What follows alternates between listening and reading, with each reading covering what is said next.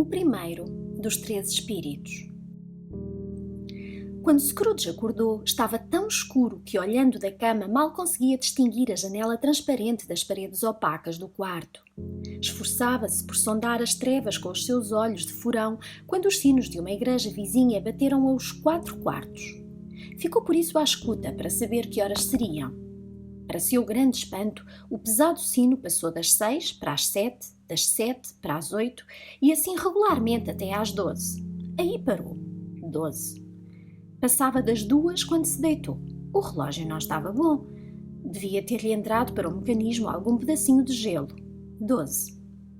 Apalpou a mola do seu despertador para corrigir o tão disparatado relógio da torre. No seu rápido tic-taczinho, ele assinalou as 12 e depois parou. Ora, esta? Não é possível, exclamou Scrooge, que eu tenha dormido um dia inteiro e ainda mais uma noite. Será possível que tenha acontecido alguma coisa ao sol e seja agora meio-dia? Alarmado por tal ideia, saltou atabalhoadamente da cama e a tatear foi até à janela. Viu-se obrigado a limpar o gelo com a manga do roupão para conseguir ver alguma coisa e mesmo assim pouca coisa viu. Deu apenas para perceber que ainda estava tudo muito enevoado e um frio intenso e que não havia barulho de pessoas a correr de um lado para o outro a fazerem um grande rebuliço, como sem dúvida seria o caso se a noite tivesse dado a vez à claridade do dia e este tomado posse do mundo.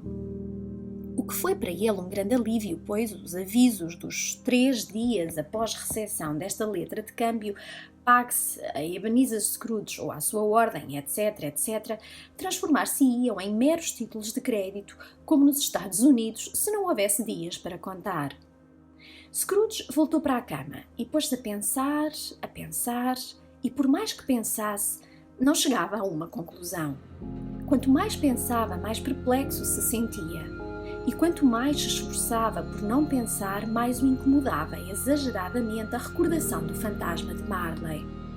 Sempre que se convencia no seu íntimo, após aturadas cogitações, de que era tudo um sonho, o seu espírito voltava à posição anterior, qual mola forte a ser libertada, e apresentava-lhe o mesmo problema que tinha de resolver. Foi um sonho ou não?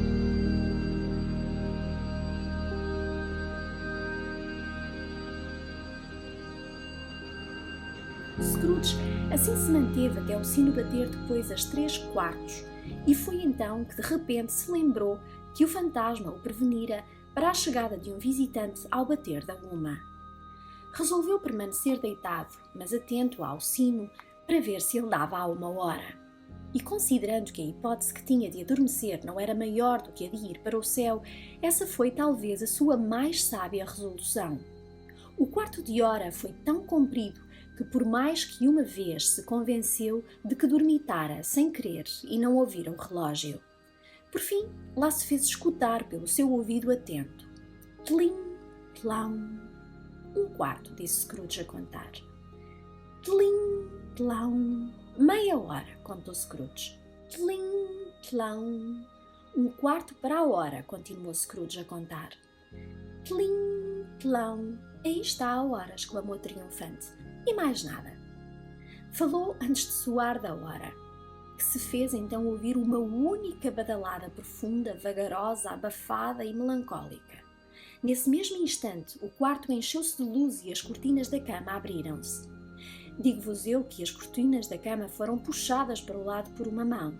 Não as dos pés da cama ou as da cabeceira, mas aquelas para as quais ele estava voltado. As cortinas da cama abriram-se e Scrooge, que sobressaltado se soergueu, viu-se frente a frente com o visitante não terreno que as abrira. Tão próximo dele como eu estou agora de vós, e eu, em espírito, estou mesmo ao vosso lado. Era uma figura estranha. Parecia uma criança. No entanto, mais do que uma criança, parecia um ancião que, visto através de qualquer meio sobrenatural, ficava com o aspecto indistinto e reduzido ao tamanho de uma criança. O cabelo que lhe rodeava o pescoço e caía pelas costas abaixo era branco, como o de um velho. O rosto, porém, não tinha uma única ruga e a pele era mais do que suave e fresca a sua textura. Os braços muito longos e musculados e as mãos também como se dotadas de uma força invulgar. As pernas e os pés, delicadamente modelados, estavam tal como os membros superiores desnudos.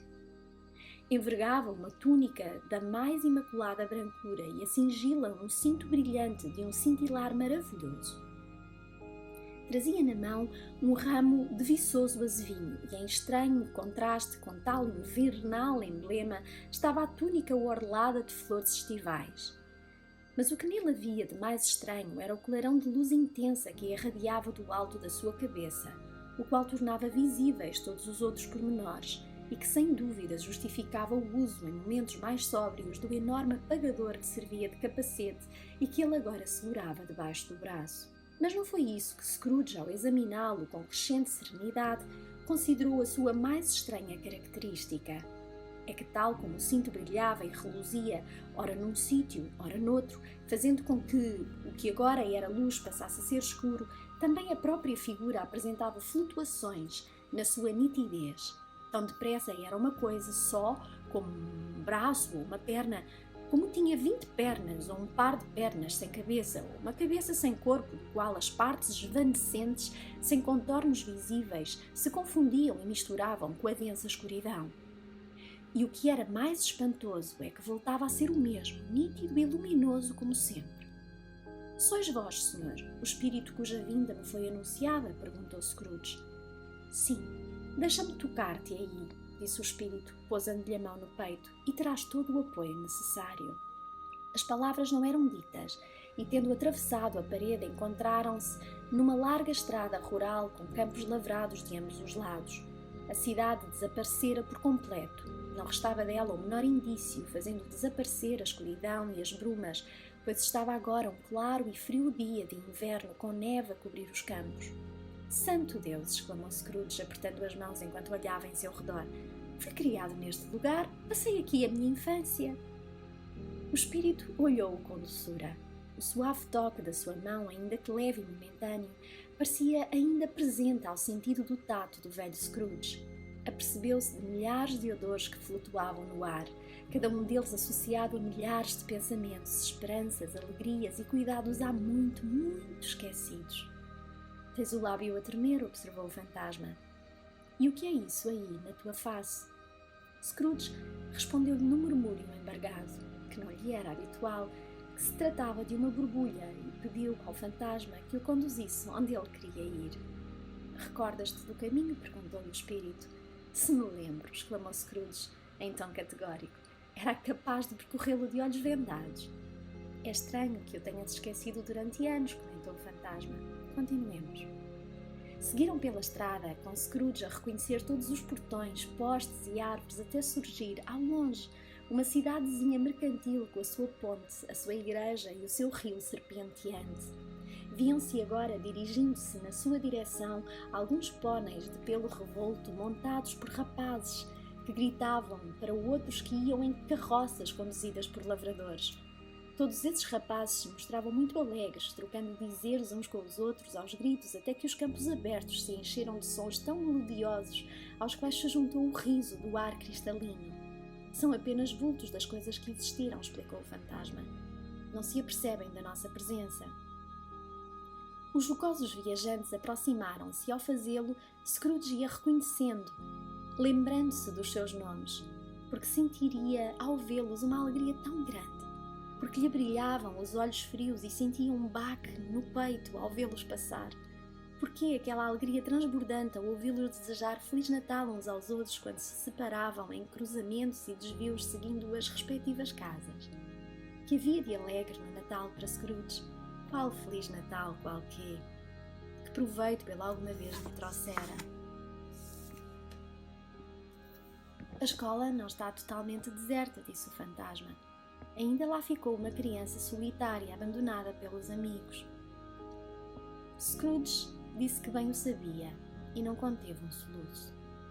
Deixaram a estrada principal e seguiram por um atalho de que ele bem se lembrava, e não tardou que se aproximassem de uma mansão de triste tijolo vermelho com um pequeno catavento empoleirado numa cúpula no telhado, com uma sineta pendurada. Era uma casa grande, mas maltratada, pois os seus amplos escritórios pouco eram usados. As paredes estavam úmidas e bolorentas, as janelas partidas e os portões estragados. As galinhas cacarejavam, pavoneando-se pelos estábulos, e nas cocheiras e nos alpendres cresciam as ervas daninhas. O interior também nada mantinha do seu fausto anterior, pois, ao entrar-se no triste vestíbulo, relanceando o olhar pelas portas abertas das muitas salas, via-se que estavam pobremente mobiladas, frias e enormes. Havia no ar um cheiro abafio, uma gélida desolação no local que, de certo modo, se associava a muitas madrugadas de trabalho e pouco alimento. Scrooge e o fantasma atravessaram o vestíbulo e dirigiram-se para uma porta das traseiras, a qual, abrindo-se diante deles, deixou ver uma sala comprida, austera e triste, ainda mais austera por comer filas de bancos e carteiras. Numa delas, um garoto solitário lia junto a um fraco braseiro. E Scrooge sentou-se num banco e chorou ao reconhecer no garoto a criança esquecida que ele próprio fora. Não havia eco latente na casa, guincho ou briga de ratos atrás dos painéis das paredes, gota de semi-congelada bica no triste pátio das traseiras. Suspiro por entre os ramos nus de um chorão indolente bater de uma despensa vazia, nem estalido nas brasas que não exercesse efeito tão apaziguador no coração de Scrooge, dando-lhe livre curso às lágrimas. O espírito tocou-lhe no braço e apontou para a sua imagem de jovem embrenhado na leitura. De repente, um homem de vestes exóticas, maravilhosamente nítido diante dos seus olhos, quedou-se do lado de fora da janela com um machado preso à cintura e conduzindo pelas rédeas um burro carregado de lenha. "Ora esta é o Ali Baba!" exclamou Scrooge encantado. "O velho Ali Baba, bom e honesto." Sim, já sei. Foi uma altura de Natal, quando aquele garoto aqui ficou sozinho, que ele até apareceu. Isso, assim mesmo. Pobre garoto. E o Valentine, mais o diabrete do irmão, o Orson, lá vão eles. E como é que se chama aquele que foi posto em ceroulas e a dormir às portas de Damasco? Não o vês? E o lacaio do sultão virado de pernas para o ar pelos gênios? Lá está ele, de cabeça para baixo. Bem feito, fico contente com isso. Que direito tinha ele de casar com a princesa? Ouvir Scrooge, gastando toda a energia da sua natureza com tais assuntos, numa voz estranhíssima, onde se misturavam o riso e as lágrimas, e ver o seu rosto iluminado pela excitação, teria constituído de certo uma surpresa para os seus companheiros do ofício na cidade. "Lá está o papagaio", exultou Scrooge, corpo verde e cauda amarela, com uma coisa que parece uma alface a sair-lhe do alto da cabeça. "Lá está ele, pobre Robin Crusoe", chamou-lhe ele quando voltou para casa depois de navegar à volta da ilha. "Pobre Robinson Crusoe.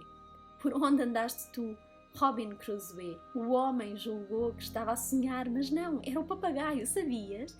Ali vai a sexta-feira, a fugir para a pequena baía. "Ei, upa, Anna!" Em seguida, numa rápida transição de veras estranha à sua personalidade, comentou cheio de pena do seu antigo ser, pobre rapaz, e de novo desatou a chorar. "Quem me dera", murmurou Scrooge, metendo a mão no bolso e olhando em seu redor depois de enxugar os olhos com o punho da camisa. "Mas agora é tarde demais." "Que se passa?" perguntou o espírito. "Nada", replicou Scrooge. "Nada. Esteve um garoto a cantar a noite passada um cântico de Natal à minha porta. Gostaria de lhe ter dado qualquer coisa. É só isso." O fantasma sorriu pensativo e acenou com a mão enquanto lhe dizia: "Vejamos outro Natal." Ao som de tais palavras, o Scrooge garoto cresceu e a sala ficou um pouco mais suja. Os painéis encolheram. As janelas racharam-se. Caíram do teto pedaços de estuque, deixando à vista as vigas nuas. Mas como tal mudança se operara é algo que Scrooge, como nós, não soube explicar. Sabia apenas que estava tudo certo, que tudo acontecera daquela maneira, que ele ali estava outra vez sozinho, enquanto todos os outros rapazes tinham ido para casa na alegria das festas.